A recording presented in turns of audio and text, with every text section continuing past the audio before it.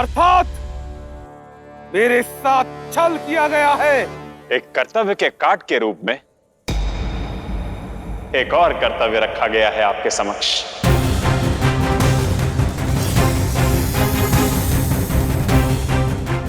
एक शिव भक्त की सहायता के लिए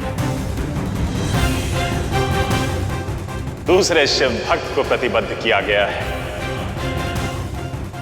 तभी तो आप वासुकी नाग से देवी पार्वती की रक्षा कर उन्हें पूजा करने दे रहे हैं। ओम नमः शिवाय।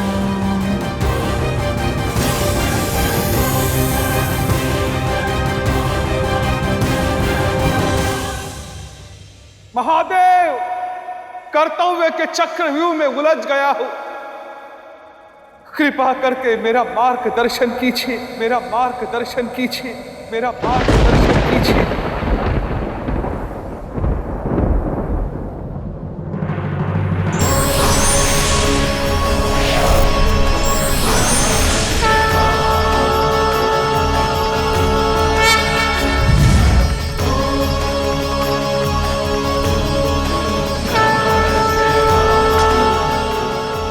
महादेव,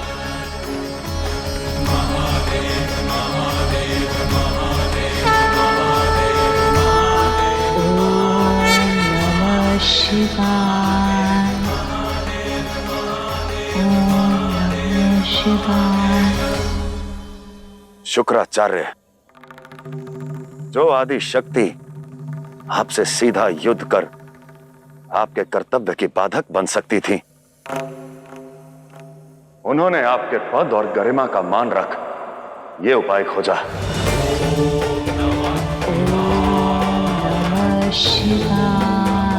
असुर गुरु को कलंकित होने से भी बचाया।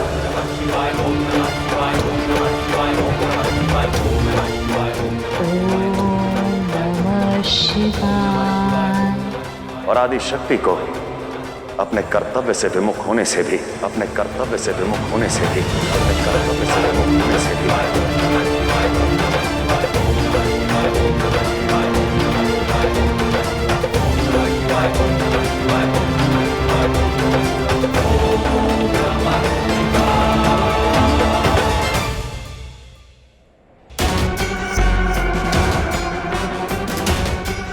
कहाँ छुपिया सुंदरी? सामने आओ।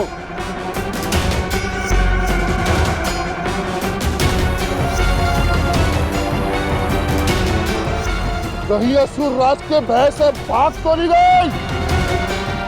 युद्ध की ललकार करने वाले शत्रु को भयभीत करते हैं धूम्रलोचन।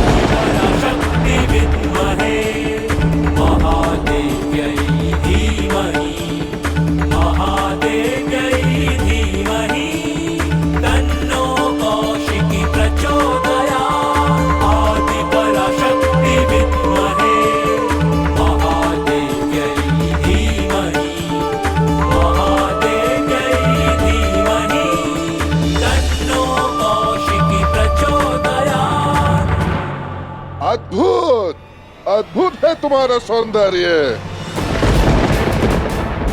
चंडमुंड ने जो बखान किया था बहुत कम था। वो तुमसे युद्ध करके तुम्हारे इस रूप को क्षति नहीं पहुंचाना चाहता मैं, इसलिए स्वेच्छा से चलो, तुम्हारे सभी अपराध क्षमा कर दिए जाएंगे।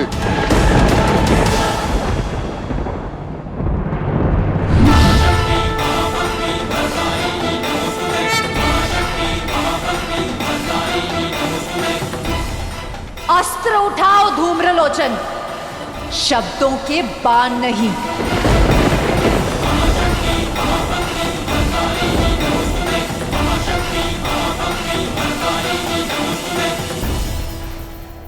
ओम नमः शिवाय। यदि अब भी संदेह है शुक्र, तो एक बार देवी पार्वती के इस शांत चित्त, धैर्य में डूबे रूप को देख लीजिए।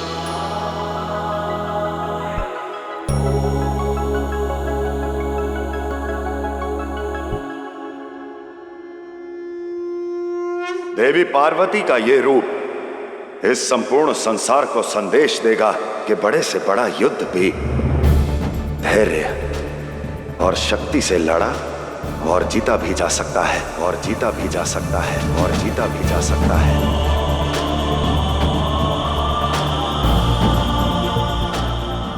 आज आदि शक्ति 2 रूपों में है। यहां पूजा में लीन धैर्य स्वरूपा पार्वती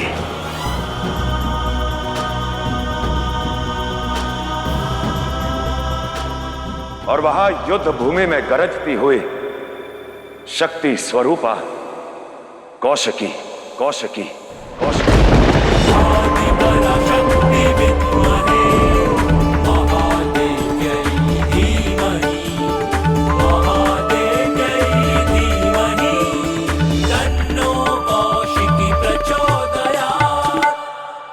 महादेव, आपका सेवक धर्म संकट में है।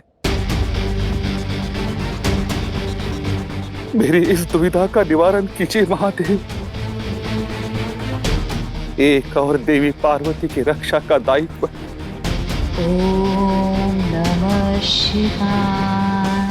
तो दूसरी ओर असुर गुरु होने का धर्म। आदि शक्ति के इस स्वरूप से ना टकराने का कर्तव्य है। मार्ग दिखाइए महादेव, मार्ग दिखाइए।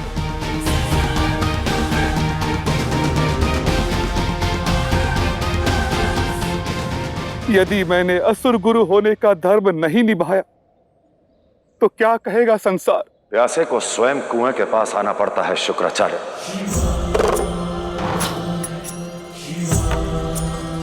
और यदि आपके शिष्यों के मन में आपके प्रति आदर है तो वो स्वयं ही आपको ढूंढते हुए आ जाएंगे शुक्राचार्य।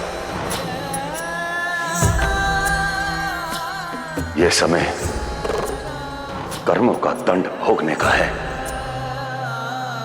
जिससे शुंभ और निशुंभ को कोई नहीं बचा पाएगा, कोई नहीं बचा पाएगा, कोई नहीं बचा पाएगा।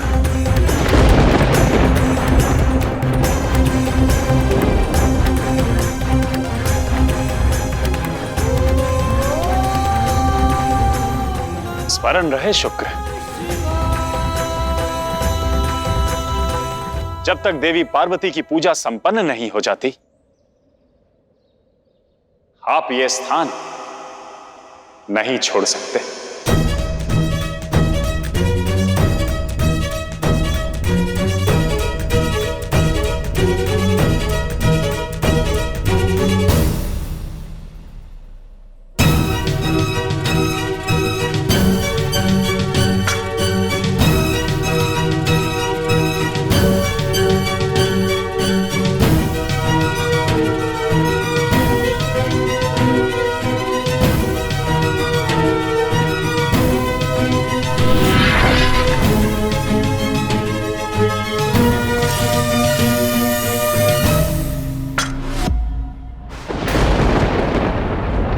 युद्ध के लिए सज्ज हो जाओ धूम्रलोचन।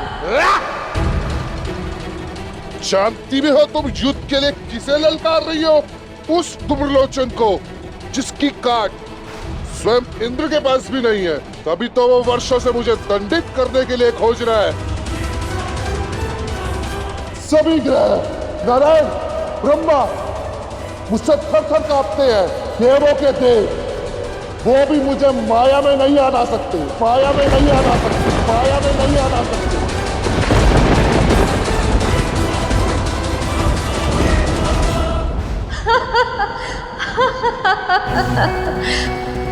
शब्दों से अपना महिमा मंडल करने वाले युद्ध भूमि में पराजय का स्वाद चखते हैं।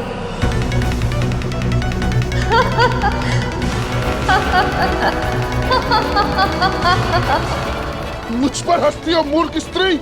मेरी माया से अनभिज्ञ हो तुम। ऐसी ऐसी शक्तियां हैं मेरे पास जिनकी काट कभी नहीं खोज पाओगी तुम।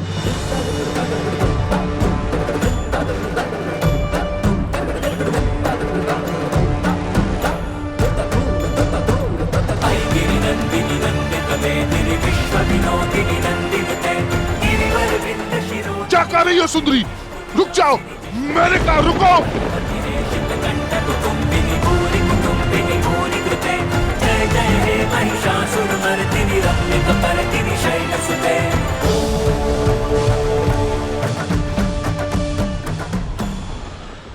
ब्रह्मदेव, देवी पार्वती धूम्रलोचन को कहां लेकर जा रही हैं? नारद,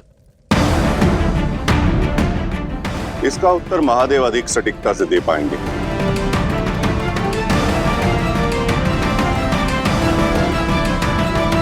नियति ने मृत्यु के समय के साथ ही उसका स्थान भी निर्धारित किया है।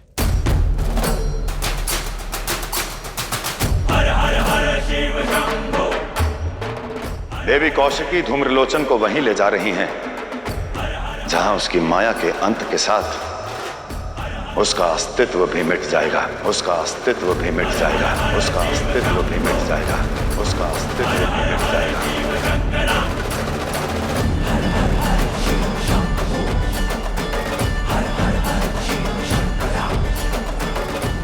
धूम्रलोचन अपनी शक्ति के मद में इतना चूर है कि उसे इस बात का अंदेशा भी नहीं कि वो स्वयं की मृत्यु की ओर बढ़ रहा है, कि वो स्वयं की मृत्यु की ओर बढ़ रहा है।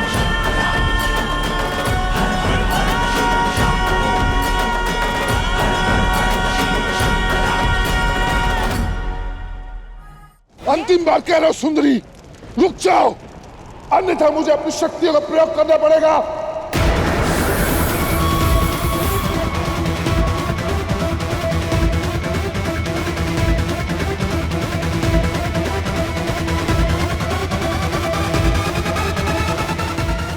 तो रुक गई धूम्रलोचन। अब मुझसे अपना ध्यान हटाकर तनिक अपनी दृष्टि घुमाकर देखो। कहां आ गए हो तुम? कहां आ गए हो तुम?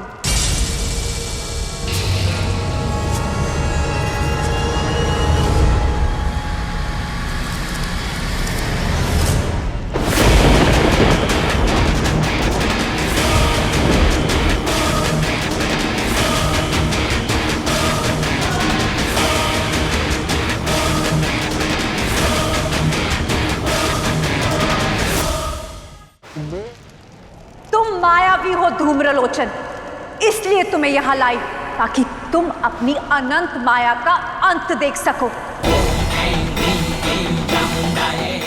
ये शमशान है धूम्रलोचन, जहां हर छल, हर माया का अंत होता है, हर माया का अंत होता है, हर माया का अंत होता है, और तुम्हारा भी अंत यही होगा।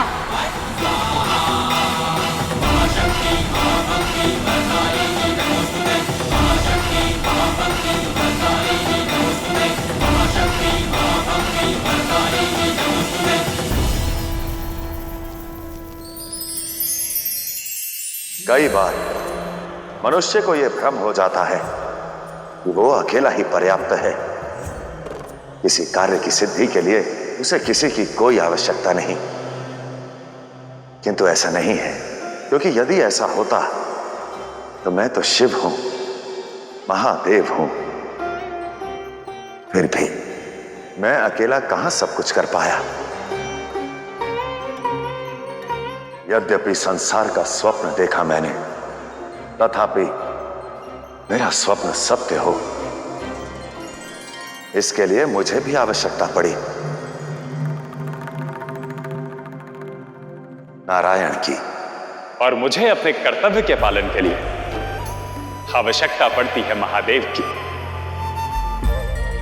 इसलिए सृष्टि के पालनकर्ता और संहारक के रूप में मैंने और महादेव ने सर्वदा इस बात का अनुभव किया है कि सहयोग की शक्ति से बड़ी इस दुनिया में और कोई शक्ति नहीं है। इसलिए यदि हर मनुष्य सहयोग की भावना से चले तो ये पृथ्वी सुख, सामर्थ्य और संतुलन की सुगंध से भरी रहेगी।